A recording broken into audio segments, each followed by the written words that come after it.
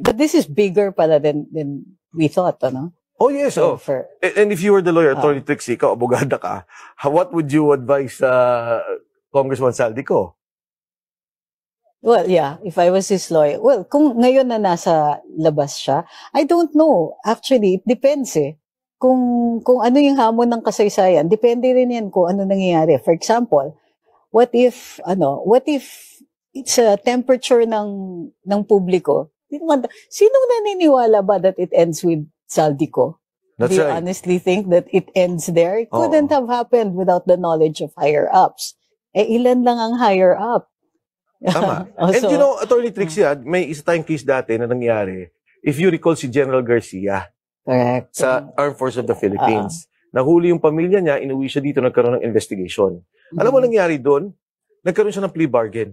Inamin niya. Yeah. Siya talaga. Siya yung mastermind, kinulong siya, nagsoli siya, if I'm not mistaken, 200 million pesos. Pero yung pamilya na were allowed to live in the United States. Wala na dito eh. So siya hanggang ngayon nakakulong sa Bilibid prisons. Now, in the case of Saldi, nakalabas na yata. Yes, he was issued a pardon if I'm not mistaken. At that time, nakakulong siya.